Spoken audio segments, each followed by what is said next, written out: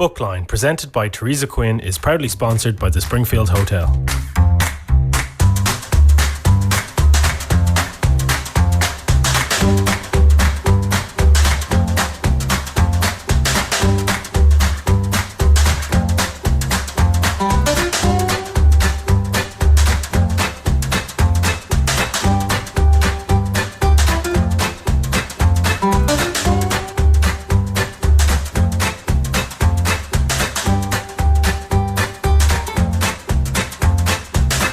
Agus tá fáilte wrote the Bookline here on Liffey Sound 96.4 FM. Teresa Quinn here, inviting you to join me in another very interesting and I think an exciting show with an author. And our author this morning is George Fitzgerald, who has, fairly recently anyhow, published The Secret Life of Ashley Brown and its sequel, The Promise Maker. Our phone number is 01 610 9339, or you can text us on 087 0627 138, or email us on info@liffeysoundfm.ie, or indeed you can listen to us on the World Wide Web by clicking on the icon on our webpage. So we're also delighted to share our author chats with some of our community radio stations around the country. They are Near FM in Coolock, Phoenix in Blanchardstown, Athlone, Castlebar, Connemara, Kinvara, Corkabaskin, Kilkenny City and Youghal. All are sister community radio stations, and we're delighted to welcome their listeners and readers to join us as well. Excuse me. So I'm delighted to welcome you, George, this morning to the programme to talk to us about yourself and your writing and your very interesting and informative books about, I suppose, an area of life that hasn't been written much about from a fiction point of view. Yeah, I suppose you could say that, yeah. Particularly with the Frankie story. Mm-hmm. And then I got a review, and one of the reviews was, to use in layman's terms, you think Fitzgerald lived through it. It's that authentic. Now, obviously I didn't, right? Because I wouldn't have been of that. I'm 55, not 95. Or he'd probably have to be 105 to be truthful about. But however, it all really comes down to grabbing not only about the atmosphere or the ambience of where these people lived, but basically the characterisation. So when you find that particular, I suppose, let's stick to I'd look for, what was the atmosphere like? So we find the atmosphere, create the ambience, and then set the character in the middle of it. And then the character fits perfectly into his environment. So it's not only about when you're writing a particular story, that for me, it's not only about finding characterisation and walking along with the character, it's also trying to find the environment and bring the environment out so that it almost becomes tangible to the reader.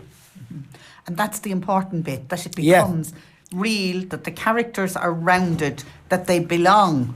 Absolutely. And you could see the particular relationships also of like how Frankie in The Promise Maker could easily fall under the influences of the likes of Daisy May, right? And how Daisy May would have an influence over these kids, in a sense of, I suppose, it has been described a couple of times in a couple of reviews, Dickensian. And I believe when I look at it now, with an open mind of why Dickensian, possibly, somehow the reviewer would connect the Daisy May character as a type of a woman version, Dublin version of a type of Fagin, although she's not really. But yeah, she plays that particular role. Yes, but she has that charisma that the young people, kind of were drawn to her. Yeah, she's very charismatic, there's no doubt about that. And she basically uses that. Mm-hmm. It's like she's aware of it. She's aware of it. And she plays with them, in a sense, to draw them into her net and what she wants them to do for her, really. And life for her, Daisy May, she's a survivor. She's come through the hard times herself. She's basically a nutbanger. But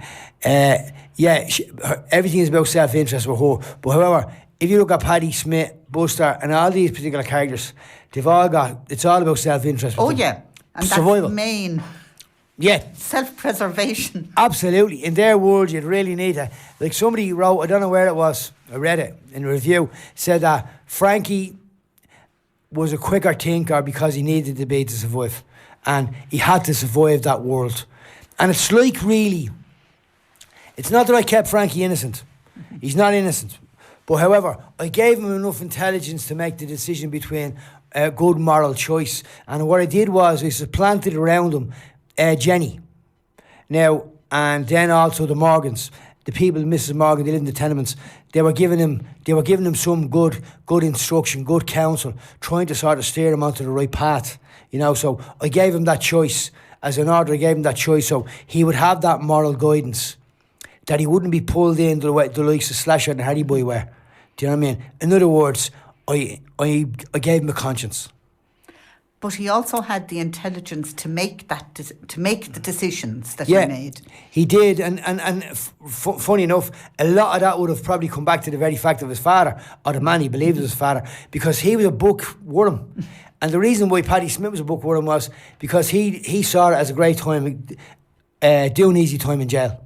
When you have something to read, that's fine. You can read all you want. And he was sort of bringing Frankie up that way as well, caused him to be a reader, focus on reading, because I'm sure he must have believed, right, this is where Frankie's going as well, so give him easy time in jail. So he became a man that was very interested in literature as well. But then Daisy May wasn't a million miles away. She loved the playwrights of our time. So he had that particular interest, if you want to put it that way. Yes, and it was fostered in him. Yeah. In Frankie. Yeah. He was surrounded by it. Ironically, it's a combination of two halves in the sense of the very fact that he's in this horrendous, like, tenement world wasn't like that for everybody. Where he was surrounded by basically murderers and whatever they were. Now, horrendous experience, horrendous background, but yet all these people seem to have a mind that could have been used for the good, but yet they chose to use it for the bad. So the reality is, it comes down to the manifestation again in the human experience of choice.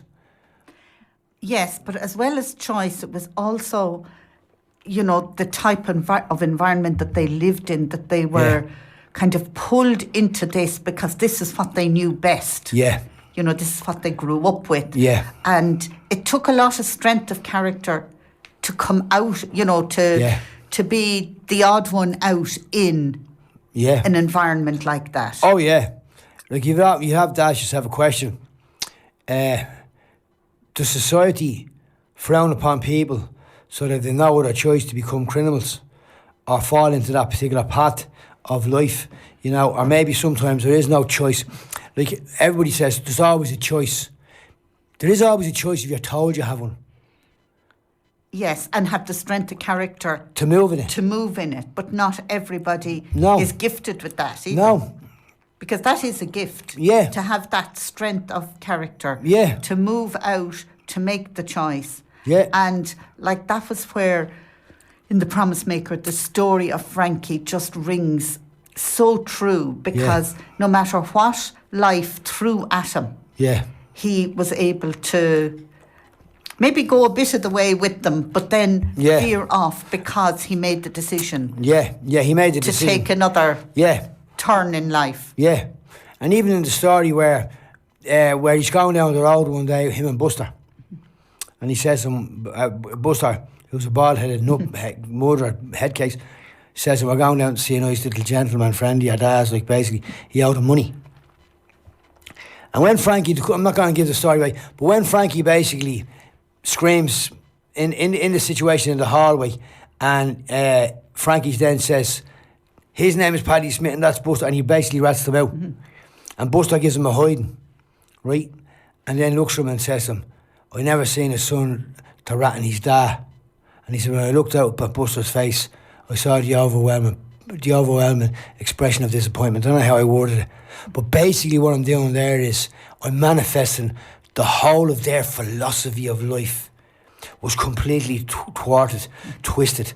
That they the Busters and the Paddy Smiths, they saw wicked as good and good as wicked, you know, in their world. Yeah, because life was so thwarted for them. Yeah. There wasn't, like, there was probably little choice. Like, I've done research on the whole thing, like, obviously, what it was like to live in that particular world. And I'll tell you, absolutely honest with you, you know, how people survived is just beyond, how they survived. Like, we had a bit of a windy morning this morning, and I'm walking down the road, and I said, Jane, it's windy. And it was only windy, right? And I said to myself, it's either windy or I'm weak, or I've become weak out with age, right? I'm minding myself more now, right? And then I was thinking, what must it have been like for a kid to wake up in a room with 17 other children in a tenement room, to go down the stairs with no breakfast, tea or nothing, on his bare feet, pick up the newspapers and go selling the bare feet in the snow, or selling the newspapers in his bare feet in the snow, and come home to nothing, because there was nothing there. There was nothing there, but the tenement building itself was cold, it was drafty, you know, and maybe nobody there who cared about him. Yeah, nobody there cared. And also the fact is that there would have been a lot of dysfunction. The dysfunction wasn't created by them, the dysfunction was created for them. Because look, no matter who you are, even in this nice comfortable room today in our modern day world sitting here, if you put 17 people in this room to live in this room together and let them live here for a month, I guarantee you one thing, the dysfunction will find its way to the surface. Oh yeah. In the human experience. So dysfunction was formed for them to live in that, and to survive it was they're the unsung heroes of Dublin. It's history that has never been told. So going back to that then, how did you find that hard to research that history? Because that's basically what you have in The Promise Maker. Yeah. Because Frankie is telling Dublin's history of the 30s. And Yeah. No, because I would have done I wrote a book years ago, I never published it. I wrote a book years ago called Tommy Two Coats and Mr. Jacob's Coin. And I did a lot of research on that. And I was very much taken back when I came across the story of the Monto. The Monto was the biggest brothel in Europe. It was down off the back of Talbot Street there, basically, and you had the worst slums in Europe and the biggest brothel in Europe. And when I came across this story, and I said to myself, Jenny, Mac, right, why is this not being told, you know? So I became sort of interested in the whole area. But when it came to Frankie, I'd already done a lot of it, that research. Yeah, but you had done it at an earlier stage. But it still didn't make it any easier to get to the bottom of it. Because as you found, like the Monto wasn't... It was known as the Monto and it was known as a brothel, all over the years, but not to the extent of the poverty and the depravity that was there in those tenement buildings. Yeah, because when you look at it, you had the Monto, you had the worst slums in Europe, you had the tenement buildings, you had the corporation buildings, which was the cage, you had brothels, and you had speakeasies, which would have been probably called she-beans, you had the Howers bullies, you had a lot going on, you had the animal gang, you had a lot of that stuff going on. Like basically, and you had the three basically sort of people types, which would have been, in Dublin at the time, you would have had a lot of Jews, right? You would have had a lot of Italians, and you would have had a lot of Irish, obviously being Dublin. However, so really in a sense, America told their story, just told an American version. Because when the Irish ended up in America, in New York, the Lower East Side of New York, the 5 Points and all that, you had three people groups really, that was dominant people groups. Now obviously you had people from Amsterdam, you had the Germans and things like that, but you had the dominance was the Irish, the Jews and the Italians. So we're looking at the same sort of picture, we're just looking at it from a different perspective. The story was told by them, but we have our own story.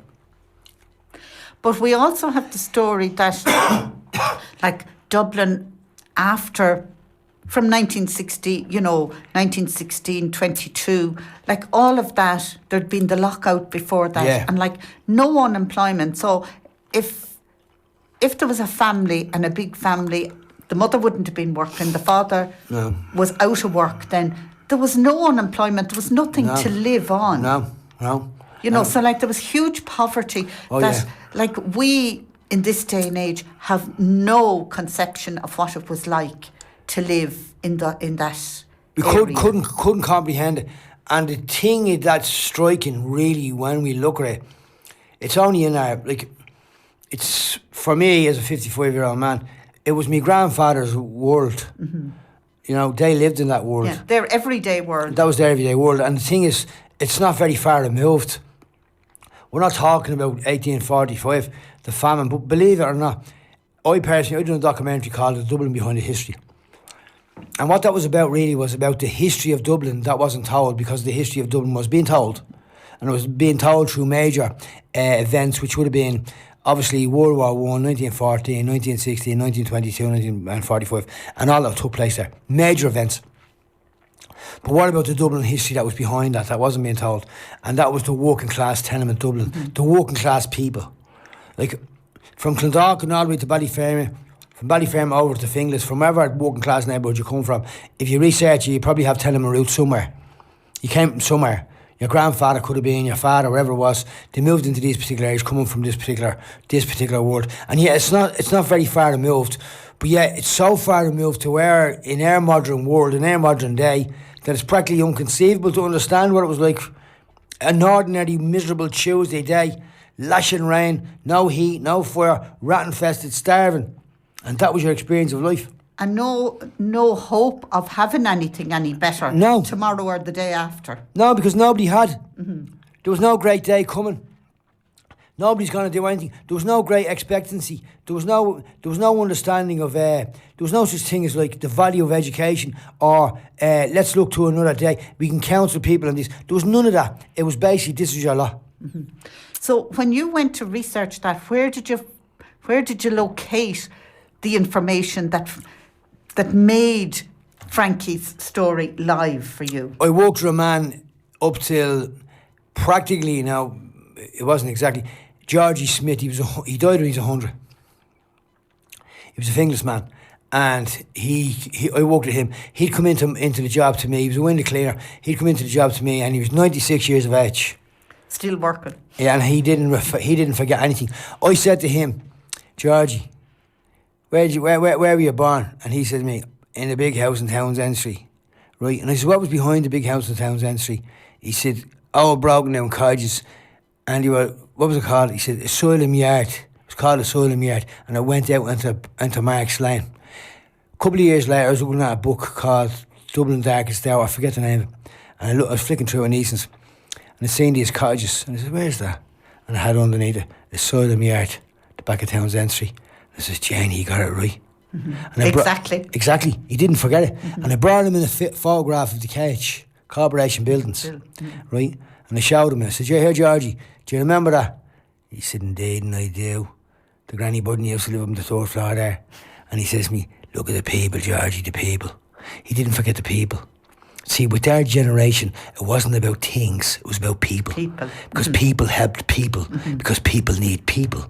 In our generation, it's now being replaced with things, not people. People are forgotten in this modern world because it's about who's got the better car, who's got the better this, who's got the better... Things have taken over. See, I don't know whether it was scientists, doctors, priests, philosophers, all these type of people went into the tenement world and they came back with one thing in common. In spite of all the hardship, they have an incredible ability to release joy. See, the secret of joy being released in their world was they had the most important thing that you have on this planet, and that's each other. They had each other. They had each other's back in this war against everything that was fired at them. But they had each other. And they held hands with each other. They cried with each other. They went to funerals. They buried the young with each other. 5 times as many children died in the Dublin slums than they did in any city in Great Britain. Right? But they had one another. And that was the key. And see, once we lost that concept, do you wonder why we're all depressed? Because we're all isolated. Absolutely. You know, and like that was the one thing that... You know, when you talked about any of them who lived through tenement life, they would do anything for one another. Yeah. Even closer. But the thing is, they would have done anything. Sure, even growing up in Finglas, I remember as a child, like, you'd get a knock on the door and there'd be a neighbour there, and the neighbour would say, my ma says you wouldn't have 2 loaves. My ma says you wouldn't have 2 slices of bread. My ma says you wouldn't have a spoon of sugar. My ma says you wouldn't have a drop of milk. And it was a constant thing where people helped one another. That'd come from that world, right? We'd come from that world, and that world was still well alive, and people shared with one another and were caring to one another. But however, with technology, what happened with technology was technically we advanced, but morally we completely and utterly decayed because we became demoralised. And see, once you put the word D in front of moral, we become demoralised. And once we become demoralised, then we lose the very essence of why we're on this planet. And the only reason we're on this planet is to help. That's why we're here. That's why doctors and paramedics and people like that are applauded. Because, and even if you look at the Twin Towers, think of the human being. You think of the human being. The Twin Towers comes down and human beings rush in there to save strangers at the cost of their own lives. No other animal in the world does that, or no other species in the world would do that. But the human being does that because it's in the human being. See, the beauty of the human nature when it's displayed in all its beauty is absolutely awe-striking. But when it's actually flipped on the other side and you see heads being chopped off and gangland killings and all that, when you see the other side of human nature, it's very ugly. And it is. Like, I suppose it's two extremes. Absolutely. Coming from the one species. But I suppose it's when we lose our humanity that... Yeah, we've lost everything. Yeah. Mm-hmm. When we lose our humanity, we've lost everything.